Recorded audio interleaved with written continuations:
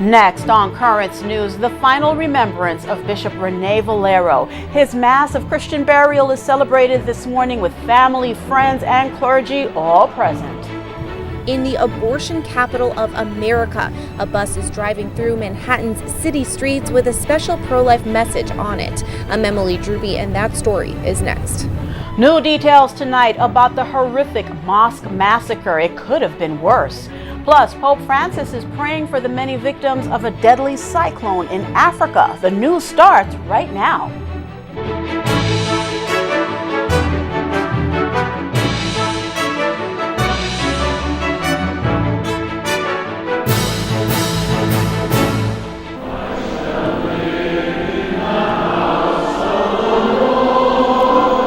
An outpouring of love and prayers as Bishop Rene Valero is laid to rest. Good evening, everyone. I'm Liz Faublas. The beloved cleric made history when he was appointed auxiliary bishop of the Brooklyn Diocese. Today, his great legacy was remembered. Currents News' Tim Harfman reports.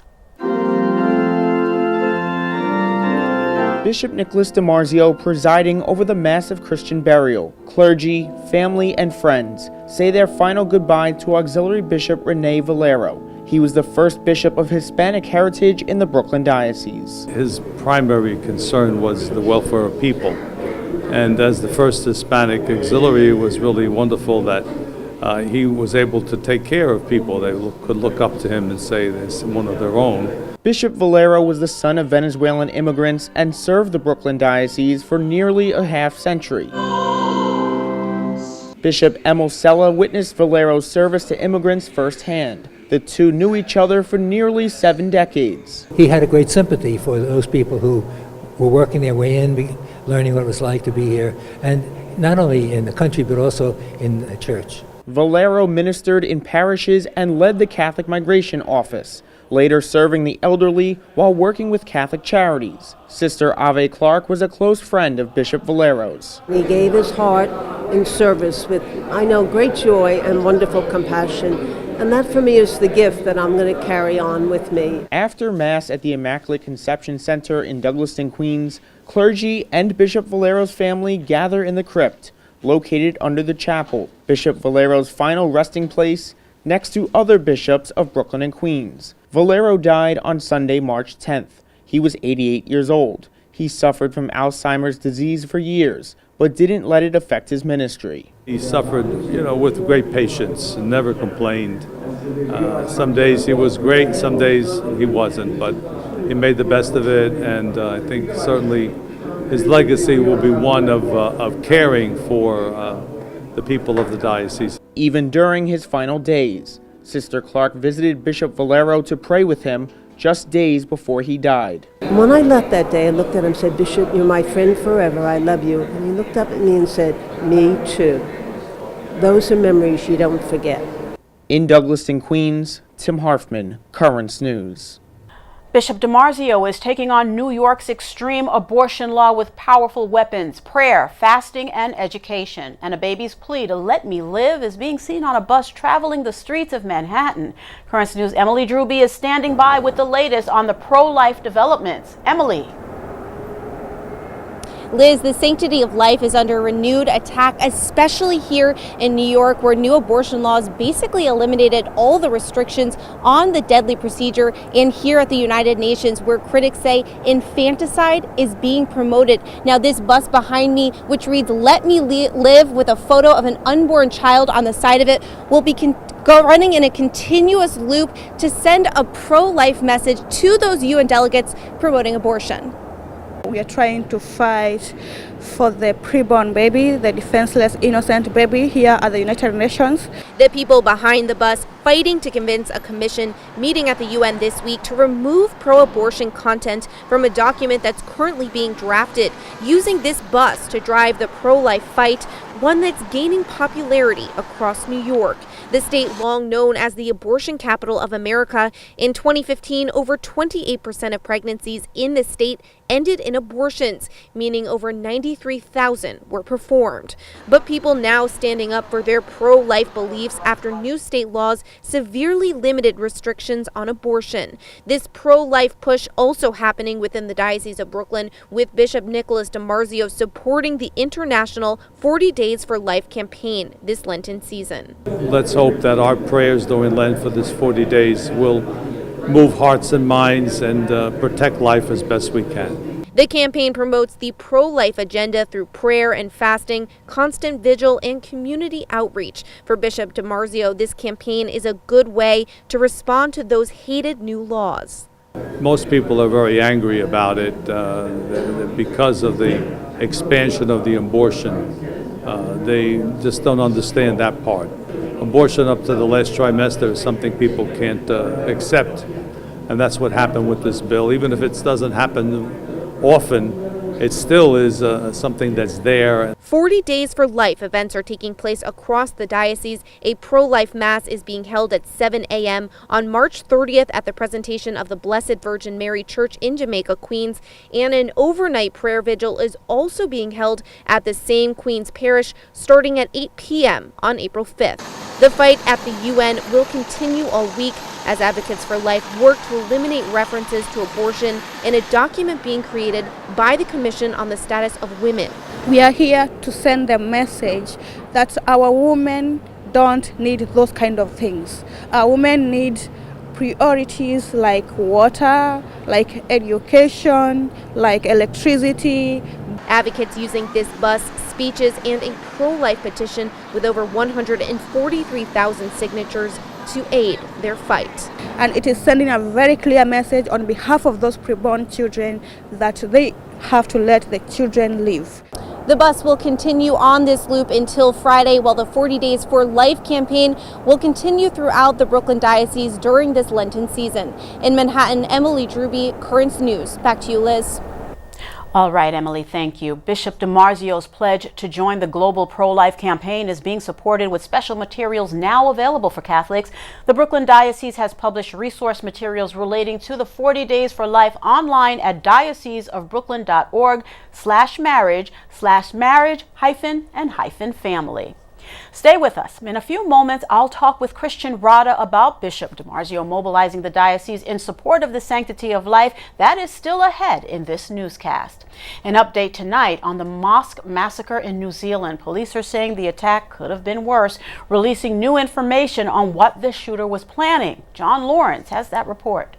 The man accused of opening fire in 2 mosques may have planned a third shooting. We strongly believe we stopped him on the way to a further attack. So lives were saved by our staff. A 28-year-old Australian is charged with murder. Additional charges are expected. Speak the names of those who were lost, rather than the name of the man who took them. He may have sought notoriety, but we in New Zealand will give him nothing, not even his name. Authorities say they are gathering all the information needed for prosecution. Of course, we would like to do that as quickly as possible, but it must be done as professionally and accurately as possible. As the investigation continues, funerals for shooting victims were held Wednesday, local time. We are talking to each other, we console each other, we support each other, and we grieve together, as a community. Everybody is grieving here, and from the Prime Minister down to young children in schools. The country will hold a 2-minute silence to honor the victims of the massacre on Friday. Let New Zealand be a place where there is no tolerance for racism, ever. And that's something we can all do. I'm John Lawrence reporting. The Tree of Life Synagogue in Pittsburgh is standing with New Zealand Muslims tonight. Last October, 11 worshipers at the synagogue were killed by white supremacists in what was the deadliest anti-Semitic attack in American history. Now, some members of the synagogue are raising money to support the victims of Friday's mosque massacre, where 50 people lost their lives. At last check, the campaign has raised $30,000. As deadly floodwaters continue to rise in parts of the Midwest, Catholics are working to help with short-term and long-term rebuilding efforts. The record-breaking storm impacted more than 9 million people across several states. The worst flooding is coming from the Mississippi and Missouri rivers and could last all spring. Catholic Charities USA is collecting donations at CatholicCharitiesUSA.org. The funds will help flood victims throughout the entire area. A devastating cyclone in Mozambique has also caused record flooding and widespread devastation in southern Africa, displacing hundreds of thousands of people in that area. Pope Francis is expressing his pain over the suffering as he also preached to pilgrims this morning about the Lord's Prayer. Melissa Butts reports. The Pope continued his catechesis on the Our Father, focusing on the part, Thy will be done. He said this part, read along with Hallowed be Thy name and Thy kingdom come, form a prayer trilogy. He said in order to understand this new point of reflection, one must clearly know that God does not hide himself and plans for the world's future. Dio con suo amore bussa alla porta del nostro cuore. Perché? Per attirarci a lei, a lui e portarci avanti nel cammino della salvezza. Pregando sia fatta la tua volontà, non siamo invitati a piegare servilmente la testa, come se fossimo schiavi. No, Dio ci vuole liberi. È l'amore di Lui che ci libera. He said this should be hope for Christians. He thus concluded his catechesis with an Our Father, inviting everyone to pray in his or her own language. Then he expressed his closeness with areas experiencing natural disasters. A cyclone and flooding have caused at least 200 deaths and affected millions in Africa. In questi giorni, grandi inondazioni hanno seminato lutti e devastazione in diverse regioni del Mozambico, dello Zimbabwe e del Malawi. A queste care popolazioni esprimo il mio dolore e la mia vicinanza. He entrusted all the victims and their families to God's mercy, asking for comfort and support for them during this difficult time. Amen. In Rome, Melissa Butts, Currents News. House Speaker Nancy Pelosi and Mayor Bill de Blasio rallied in New York today to back a new bill that would protect the Dreamers and others. The U.S. Bishop's Migration Chairman, Bishop Joe Vasquez, is also supporting the legislation. It would provide a pathway to citizenship for Dreamers and those covered by the Temporary Protected Status Program. Dozens of undocumented immigrants have been released from ICE custody in Texas. A U.S. Customs and Border Protection official says about 50 migrants in the Rio Grande Valley sector were freed over the last 2 days because of overcrowding. Another 200 migrants are expected to be freed by tonight. Those released will be given notices to appear in court. There's a lot more news headed your way. Bishop DiMarzio is mobilizing the diocese to support life. The point man in the campaign is here next to talk about how lives are being saved.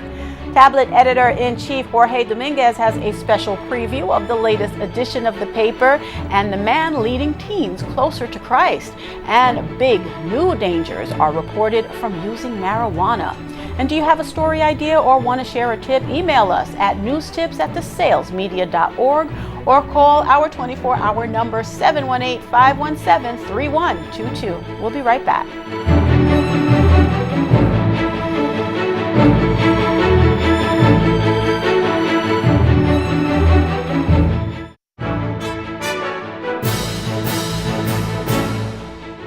In the wake of the passage of the Deadly Reproductive Health Act, the Diocese of Brooklyn and Queens is joining this 40 Days for Life campaign. And here to talk more about the initiative is the Director of Respect Life Education for the Diocese, Christian Rada. Christian, always so great to have you here. Bishop Nicholas DiMarzio announcing the diocese participation in the campaign yesterday, saying in part that he's encouraging a period of prayer, fasting, peaceful vigil, education to take place in the name of the unborn. I want to focus first on education. What do we, not just as a diocese, but as a society, need to learn about the sanctity of life? Well, the real question is that where can we find this drive for education? We all have this desire to know, and especially to know what does it mean to be a human person. Right. And to see what does it take to be that human person, and to see that from the moment of conception, this is a person that has feelings, that has emotions, that is partaking in life and is enjoying the beauty of God's creation. All right, well, here's what we do know, Christian. We know so far over 15,000 lives have been saved through this campaign overall. Over 180 abortion workers have quit. Those are big numbers. What are your thoughts on that? I think that's great. It just shows that the 40 Days for Life is not just a campaign for prayer and fasting, but more importantly about witness. That the church is there to act, that the church takes some time and say, this is our faith, and we are here to defend those that don't have a voice. Right. And that's the important part of it. They do not have a voice, so we are their voice. We should also mention that this year is the largest ever Lenten campaign. What do you think is behind that growth? I think that because of the Reproductive Health Act that was passed earlier, that a lot of people, both pro-life and pro-choice advocates, some have said that this legislation has actually gone too far. Okay. And by actually taking time and actually listening to each other and seeing where can we find common ground, that this 40 Days for Life actually can bring about a better dialogue and better understanding of what does it mean to be And I'm life. happy you brought that up, because that is the ultimate goal, which is to combat this culture of death and to respond to the Reproductive Health Act. The campaign also encourages being proactive, being present, like outside Planned Parenthood offices, other abortion facilities. Individuals may kind of be maybe tentative about doing that, though, Christian. How do you galvanize a community to take part in that kind of activism? Right. So part of that activism actually also begins in the parishes, and also actually even begins at the home, where the Diocese of Brooklyn has provided resources for individuals to simply download for free, and they can start praying for life, encouraging their pastors, parochial vicars. Hey, Father, can we have a pro-life holy hour, or can we at least have an intention, a mass intention for the unborn, or for legislators to use their conscience wisely? So that's part of it. And then when they have the courage and also have the desire, and the Holy Spirit is with them, to actually go to these abortion clinics and pray outside of them, and simply being a witness that that life is beautiful. So the emphasis there is on being proactive. Really, really quickly, what happens when these 40 days are over? How do you continue that push? What we encourage is that just because it's over, that they can still go and participate in pro-life masses, pro-life activities in their local parish, and also contact the diocese for pro-life activities and information. All right, Christian Rada, a lot of good information there. Always good to have you. Thank you. Thank you so much. Once again, the Brooklyn Diocese has published resource materials relating to the 40 Days for Life campaign online at dioceseofbrooklyn.org/marriage/marriage-and-family. Don't miss a behind-the-scenes look at the movie Unplanned, the story of a woman who left Planned Parenthood to lead the pro-life movement. The special will be televised tonight, 9:30 on Net TV. Pope Francis has declared over a dozen men and women a step closer to sainthood, the Holy Father designating 7 Romanian Catholic bishops and an Italian missionary killed in Myanmar as martyrs. 6 others were declared blessed and venerable. The Romanians died during a fierce anti-religious campaign waged by communists in 1989. Francis is set to visit Romania at the end of May. A man whose mission is to bring teens closer to Christ, and a relic of St. John Paul in Queens. Those are 2 of the stories in the latest edition of The Tablet. Editor-in-Chief Jorge Dominguez is here to tell us more about them. Jorge, your eyes lit up when we were talking about having this as part of our segment. Tell us what we're going to read about Peter de Moor. What is the initiative there? Well, by the way, Peter de Boer, the article was written by Melissa and I, our youth editor, but I had the opportunity to meet Peter, and he's an inspirational figure. You know, he's 20 years old, but he has the enthusiasm of a 5-year-old kid, with the wisdom of a 60-year-old man, and he's so passionate about what he does for the church. So since he was 14, he was practically in charge of the youth ministry in his parish.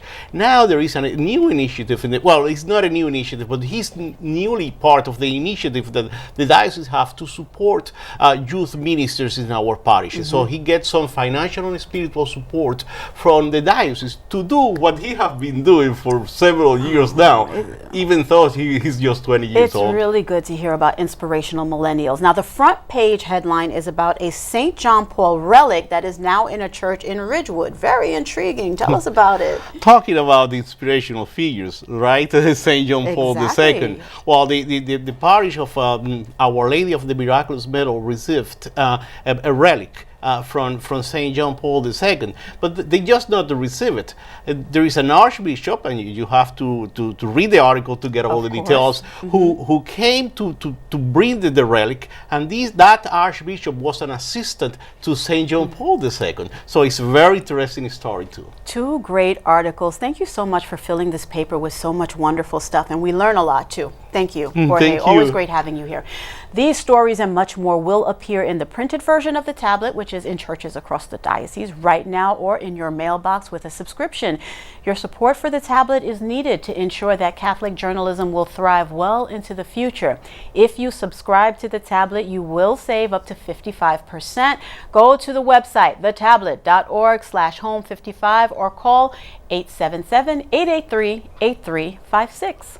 Scientists are putting out a major warning regarding marijuana. They are finding that high-potency pot, in their words, is strongly linked to psychotic behavior such as schizophrenia and paranoia. The study published in The Lancet bolsters a growing body of research connecting marijuana to a range of mental health disorders. Bishop DiMarzio has long warned about the dangers of using the drug.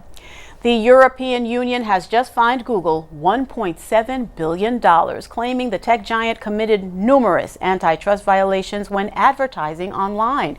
The EU is accusing Google of imposing restrictive clauses with third-party websites, which then prevents any competition from placing their ads on such sites. This is the third fine the EU has hit the company with. Still to come on Currents News, a lot of money is on the line tonight. Find out just how much you could win with Powerball, and the story of a Vietnam veteran who was forced to remove the only memory he has left of the war until now. We'll be right back.